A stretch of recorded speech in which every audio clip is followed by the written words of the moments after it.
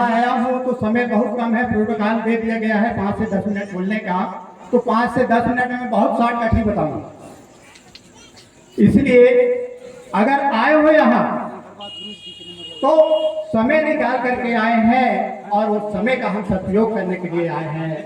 तो रानी दुर्गावती जी का इतिहास को बहुत बदल करके लिख दिया गया है, वही इतिहास को हम लोग पढ़ रहे हैं और वही इतिहास को जान रहे हैं। मैं आप लोगों से ऊपर छोड़ता हूँ, आप संशोधन करो। रानी दुर्गावती को मारा गया या मारा, ये स्पष्ट अभी लोग नहीं लगा पाते और हमारा मानना है कि रानी दुर्गावती को सत्यंत तरीके से मारा गया। जब उसके साथ 7,500 सैनिक थे, क्या वो अपने आप को सुसाइड कर सकता है? आपके अपने आत्मा से सोचो। और हम उस युद्ध को हारे या जीते, उसमें हम क्या पाए क्या खोए, इस पर संशोधन करो। वहां का जमीन किसने हथियाया, इस पर संशोधन करो। और इस देश में जितने भी आदिवासी क्रांतिकारी हुए हैं, उनके सारे इतिहास को 100 साल तक दबा कर रखा गया है, चाहे यहाँ किसी भी पार्टी की सरकार हो, उन्होंने सभी ने दोषी है। मेरे दोस्तों, आज आदिवासी समाज के ऊपर इतने तरह के अत्याचार, शोषण, भ्रष्टाचार हो रहा है और आदिवासी समाज खत्म होने के कगार पर चला गया है। मेरे दोस्तों, आज पूरे आदिवासी समाज पार्टी के आधार पर बटा हुआ है, जाति के आधार पर बटा हुआ है, धर्म के आधार पर बटा हुआ है। और ये जितने लोग इसको मानते हैं, उन लोगों के बच्चे खतरे में चला गया है।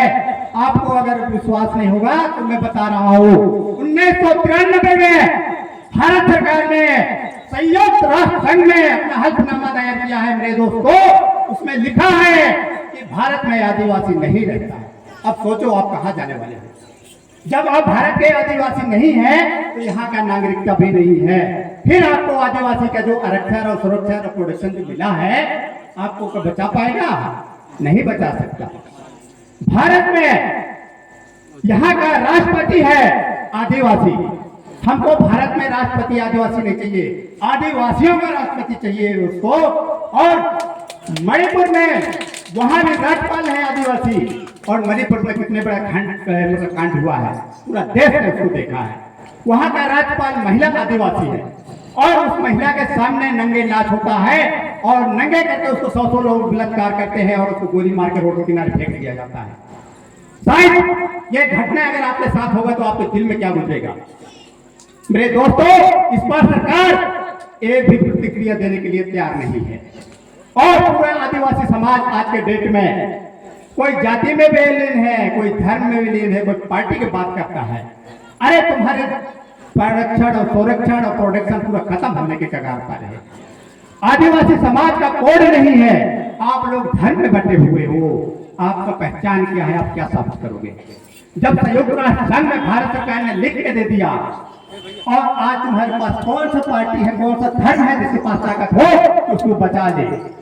आजाद भारत में पहले बार आदिवासी विचार मंच विश्व क्रिकेट ने सुप्रीम कोर्ट में ये इतिहास, आजाद भारत में पहले बार इतना बड़ा पिटीशन दायर हुआ है, सुप्रीम कोर्ट में दायर किया गया है कि भारत देश आजाद होने के बाद जितने भी आदिवासी का कानून बनाया गया था, उसका संरक्षण और प्रोटेक्शन, उस कानून को जो सरकार के द्वारा संशोधन किया गया है और आदिवासी को खत्म किया जा रहा है, उसके खिलाफ वो पिटीशन दायर किया गया है सुप्रीम कोर्ट में। मेरे दोस्तों, और उसका नोटिस जारी हो गया है, भारत सरकार को घबरा रहा है, अभी उसका फैसला आना बाकी है।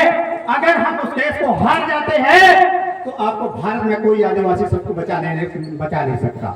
ये मैं लिख के देता हूँ आज इस मंच से, क्योंकि भारत सरकार इतना सत्यंत तरीके से आदिवासी खत्म कर रहा है। वो हल्फनामा दायर क्यों किया है, किस लिए किया है, उसका आधार क्या है?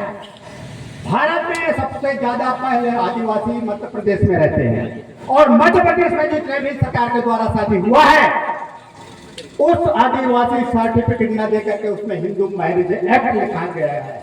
वो हिंदू आदिवासी है, उसी को आधार बना करके संयुक्त राष्ट्र संघ में भारत सरकार ने हल्फनामा दायर किया है। मेरे दोस्तों, और हम लोग यहाँ पार्टी और धर्म के चक्कर में पड़े हुए हैं। आपके आने वाला पीढ़ी खत्म हो रहा है, आपको कौन बचाएगा?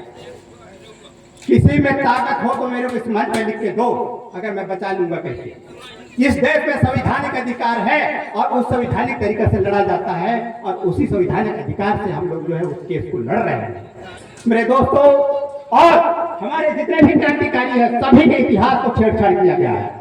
इस देश में बिरसा मुंडा भगवान 14 साल की उम्र में उस सीना तान के आंदोलन खड़े किया, 25 साल में उसको जहर देके मारा गया है।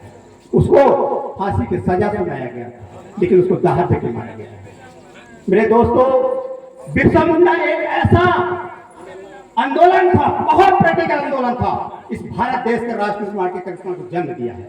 यह विश्व का पहला व्यक्ति है, विश्व का पहला व्यक्ति है जिन्होंने भारत देश के राष्ट्र निर्माण की परिकल्पना को जन्म दिया मेरे दोस्तों। अगर उसका आंदोलन नहीं होता तो आज ये हमारे वतन पे कपड़े नहीं चमकते, हमारे 2 एकड़ 4 एकड़ 10 एकड़ के जो जमीन का पट्टा है वो भी नहीं मिलता मेरे दोस्तों। आप किसका पूजा कर रहे हो?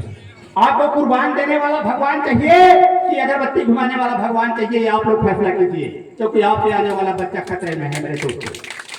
आज हमारे कुर्बान देने वाले भगवान, जिसके चलते आज हम हमारे बदन पे कपड़ा चमक रहा है, जिसके बदन से खून है हमारे घर बनाने में, गाड़ी लेने में, हमारा पढ़ाई लिखाई में, ये सभी अगर हमको मिला है तो ये बिरसा मुंडा के खून से मिला है। जितने आदिवासी क्रांतिकारी हुए हैं, रानी दुर्गावती सिंह, शंकर था, रघुनाथ था, टंटा मामा भी, अगर इनका आंदोलन नहीं होता मेरे दोस्तों तो आज हमको ये सुख और शांति का साथ लेने का मौका नहीं मिलता।